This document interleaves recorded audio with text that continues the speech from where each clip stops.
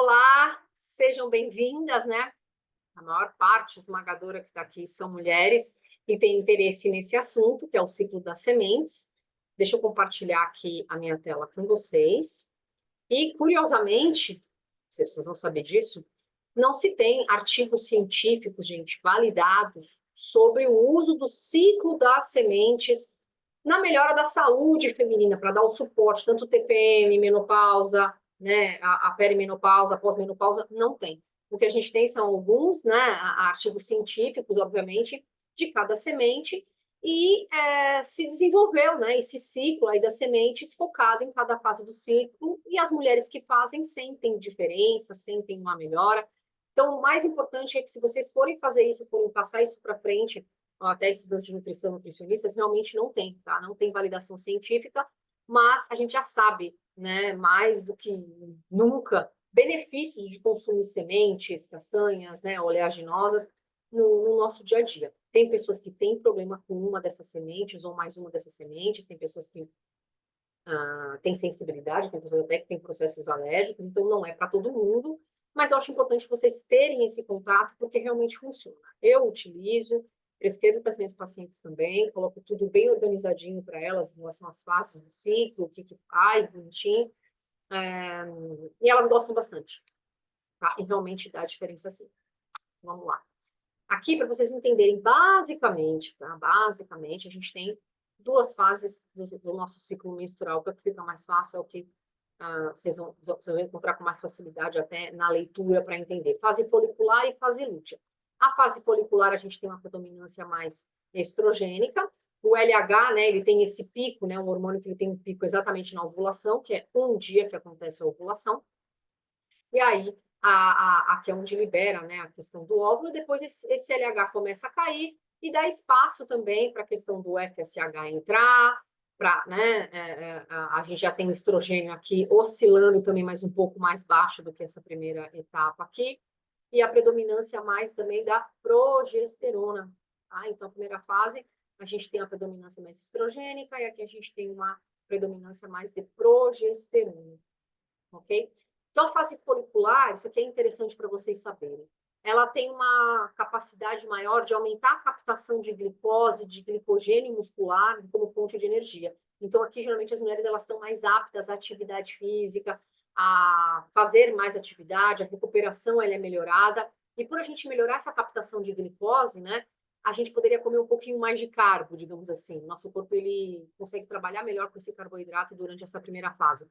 Já, diferentemente da fase lútea, que é essa segunda fase do ciclo, que vai da ovulação até o último dia da menstruação, a gente tem uma menor sensibilidade à insulina. Então, se a gente come muito carboidrato aqui nessa fase, nosso corpo não está tão apto para trabalhar com isso.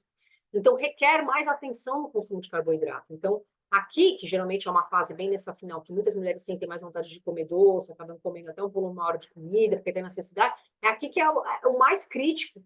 Aqui é o que não deveria ser feito, tá? Diferentemente dessa primeira etapa aqui, que a gente consegue comer um pouquinho mais. Então, isso é importante vocês saberem. E pessoas que, né, mulheres que têm dificuldade nessa fase aqui, aí é importante ficar de olho, tem estratégias para diminuir fome, ansiedade, tem que saber o que está acontecendo aqui, né?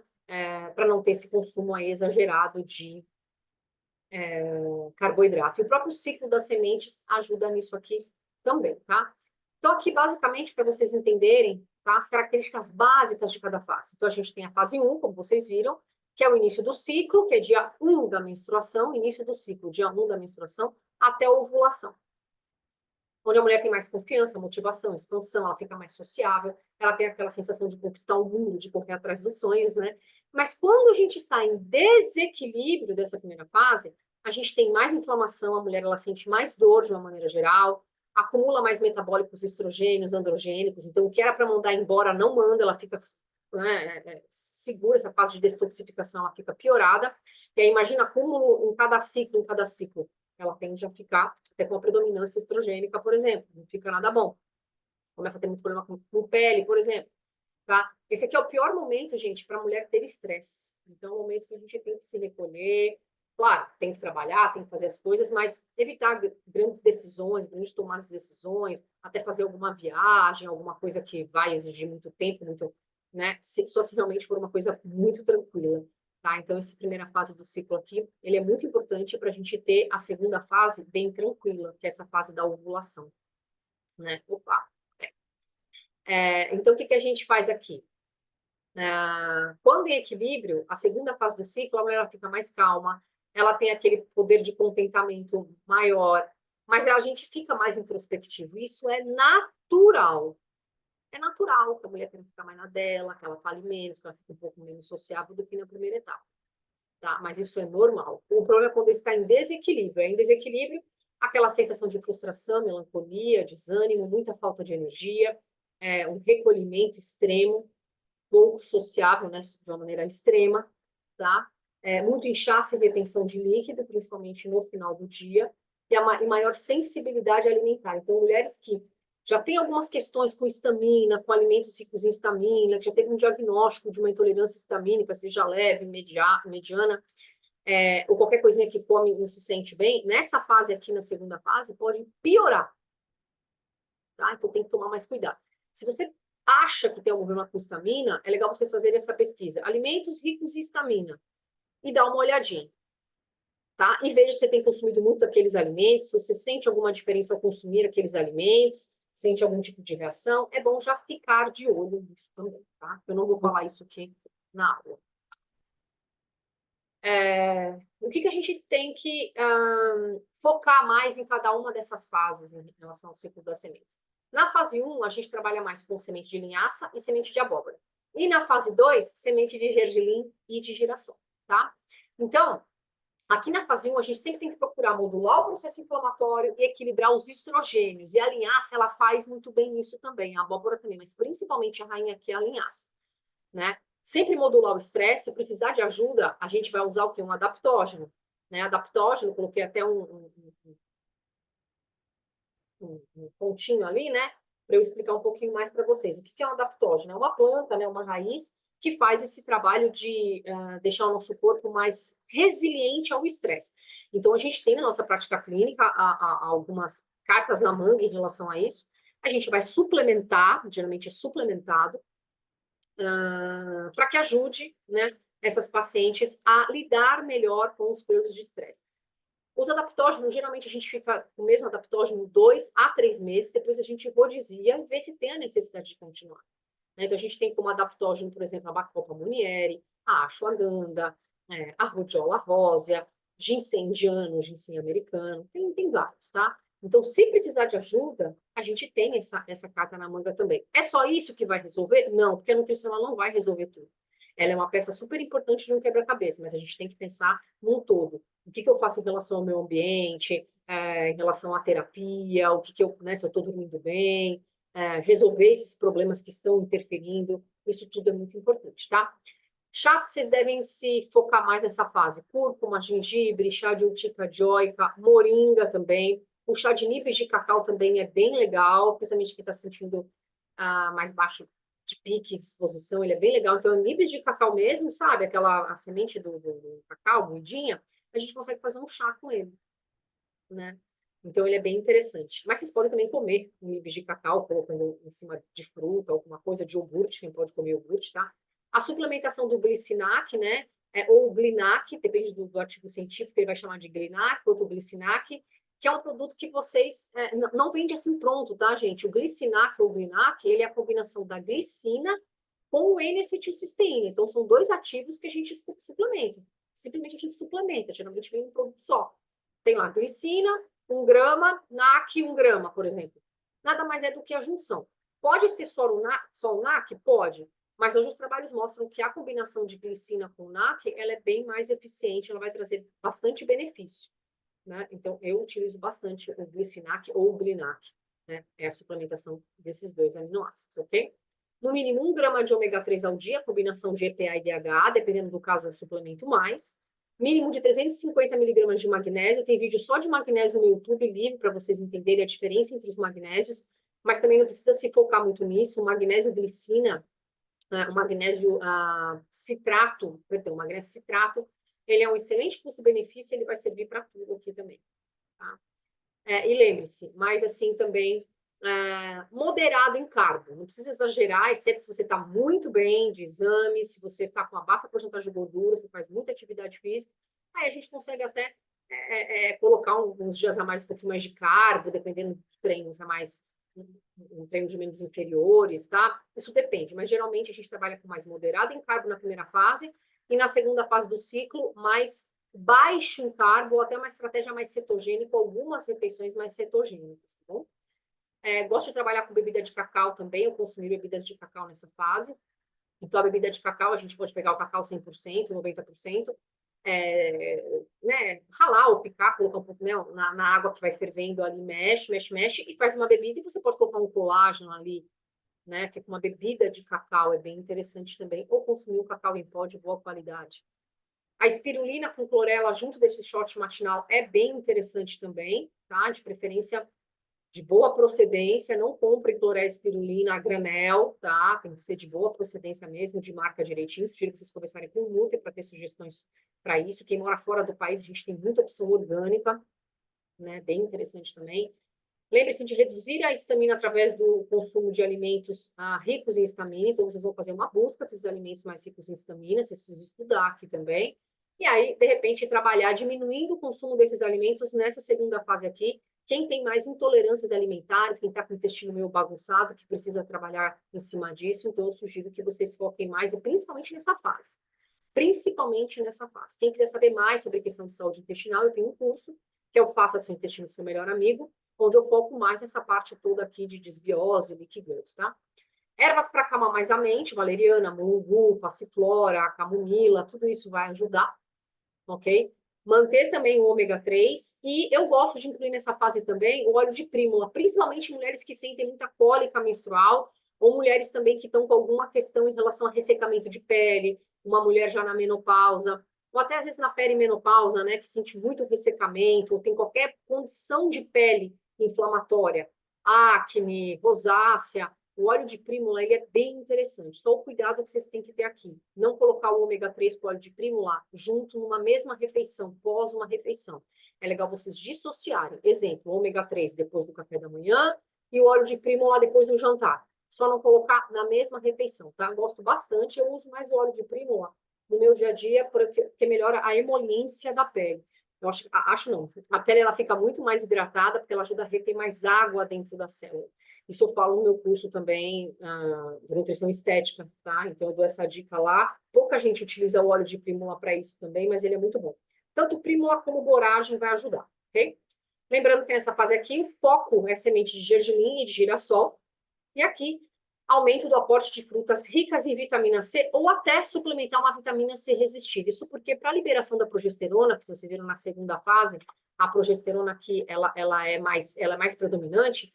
Para a produção de progesterona, a gente precisa de um bom aporte de vitamina C. Então, se falta vitamina C, fica meio que, sabe, fica meio na marcha lenta aqui, essa produção. Então, a gente precisa caprichar mais em frutas cítricas, frutas de mais baixa carga glicêmica também, para poder, né, não ficar se entupindo ali de carbo. Mais 3, 4 porções de fruta ao dia, rica em vitamina C, só vai trazer benefícios, tá?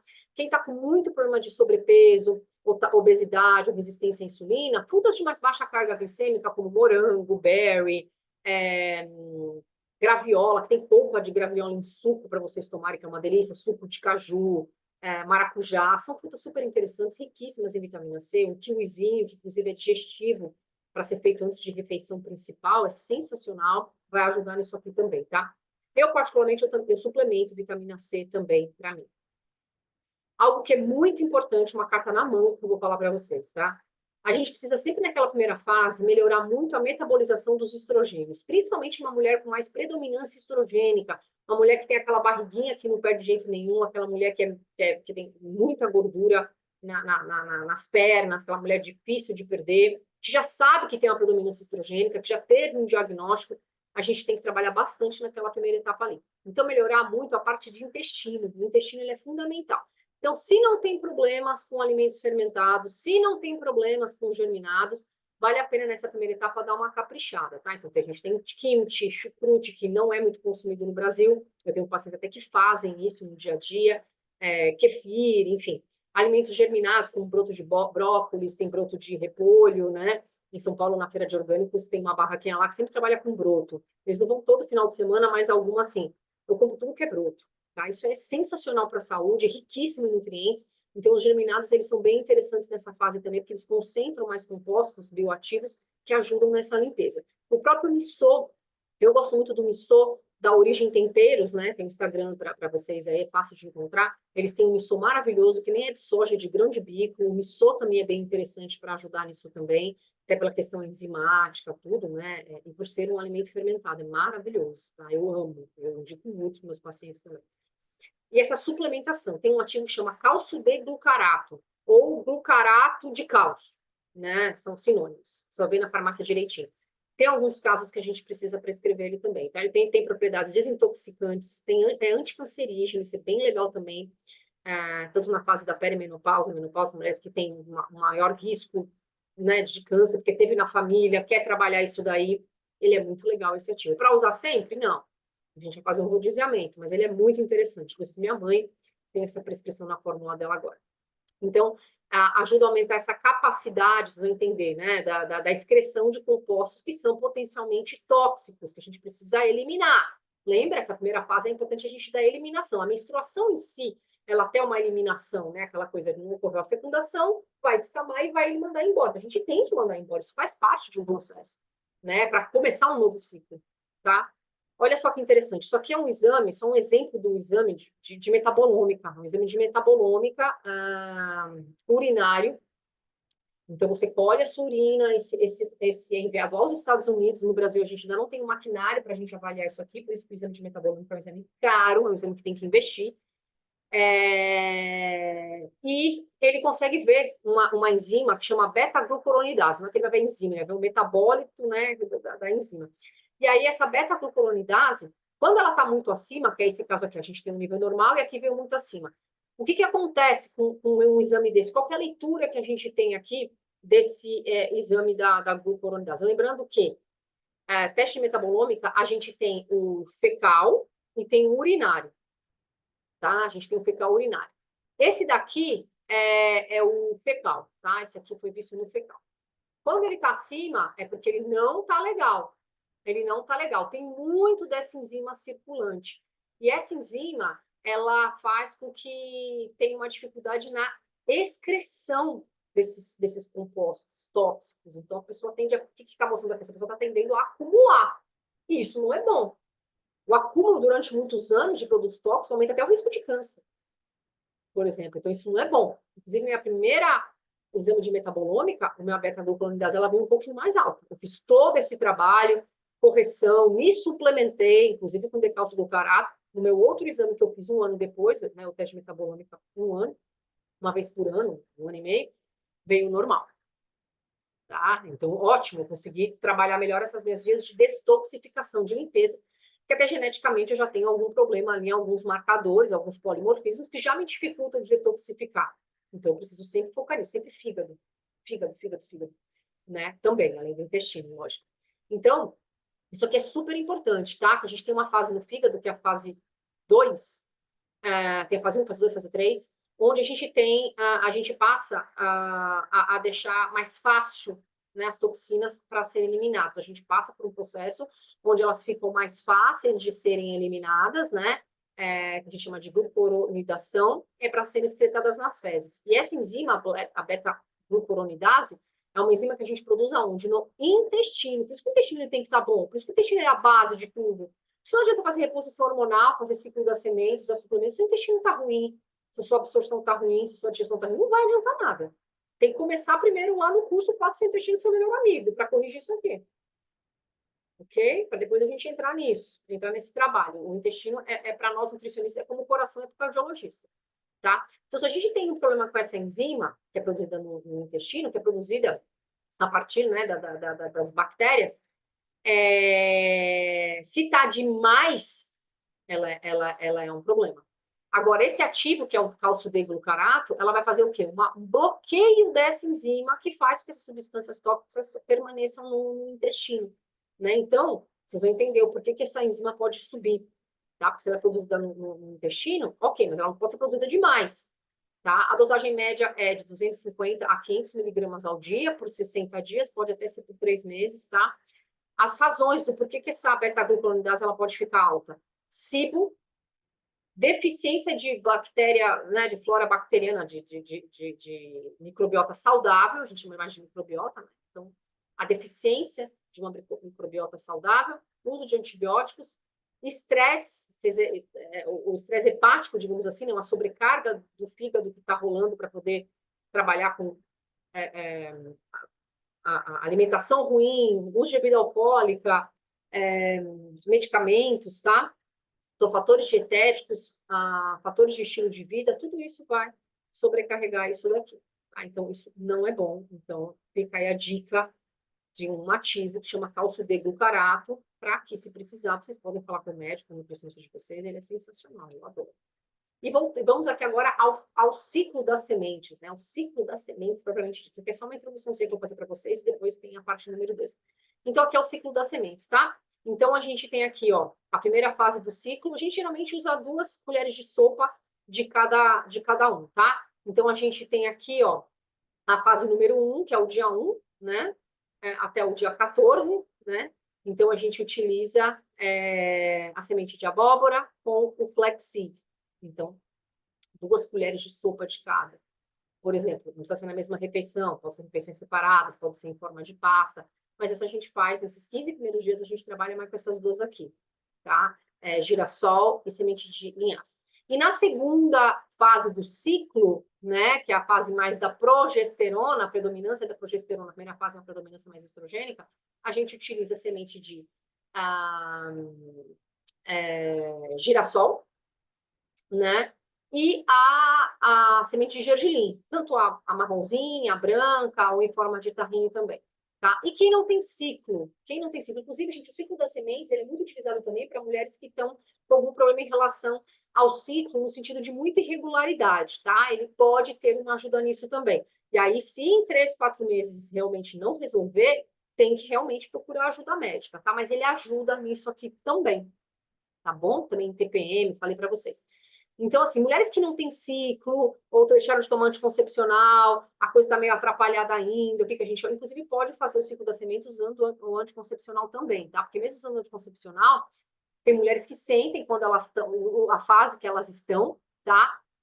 Então, vale a pena vocês meio que manterem isso.